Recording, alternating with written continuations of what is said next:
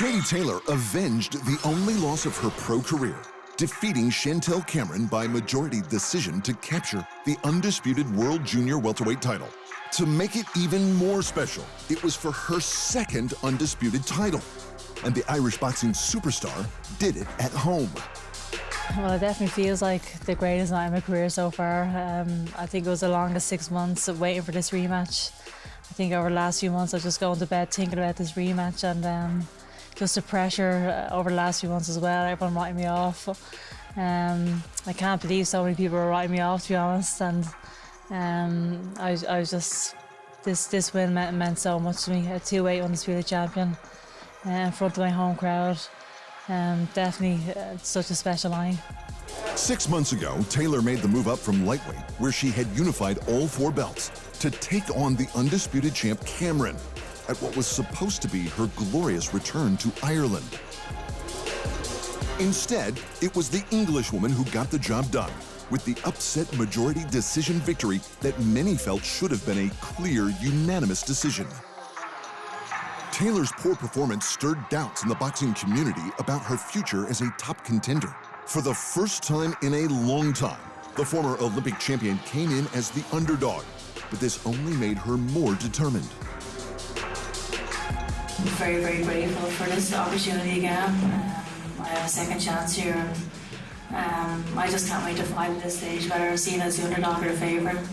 Whoever walks to the ring first or second, all that stuff is irrelevant.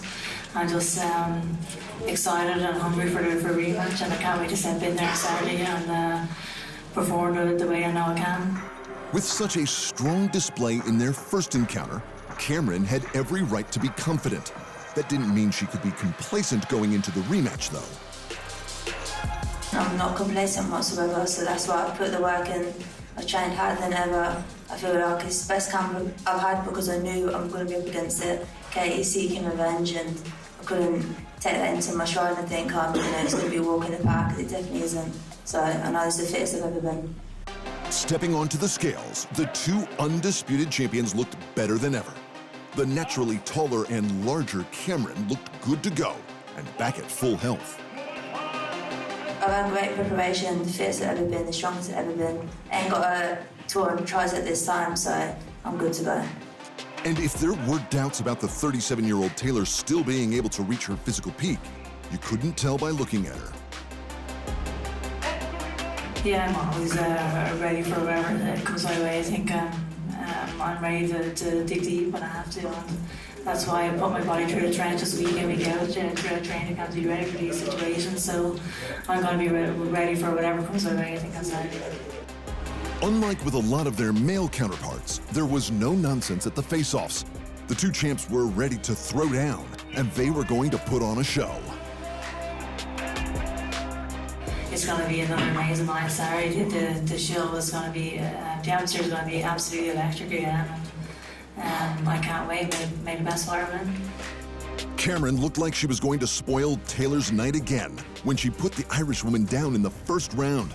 But it seemed like the wake-up call Taylor needed. She turned back the clock and was suddenly as fast, strong, and aggressive as ever. I put our body through torture over these last few months in preparation for this rematch, and we knew we were going to be well prepared stepping in here. And but definitely people writing me off. I was nearly half offended that people were actually writing me off so much. It's great to prove people wrong, and I'm back on top again. Being back in the winners column leaves Taylor with options, but there's really only 2 to talk about. The first is her long-awaited rematch with the future Hall of Famer and current undisputed featherweight champion, Amanda Serrano.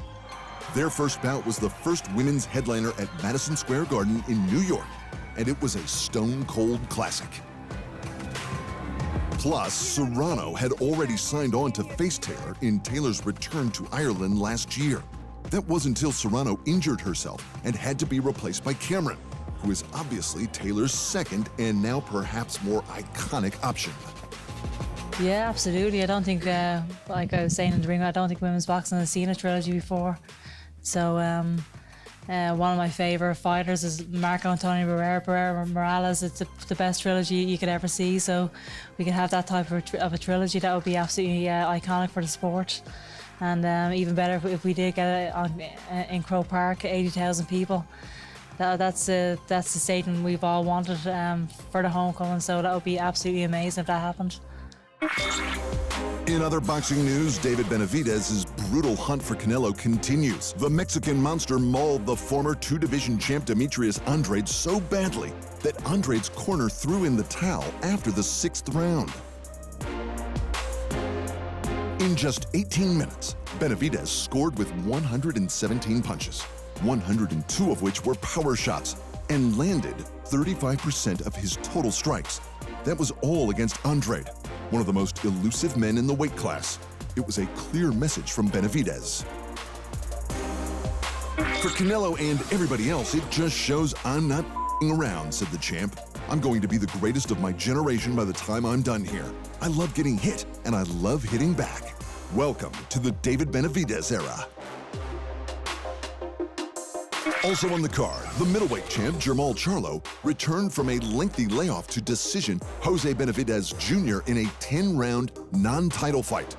And Subriel Matias retained his IBF belt with a 6th-round TKO over Shojahan Ergashev, who apparently hurt his leg.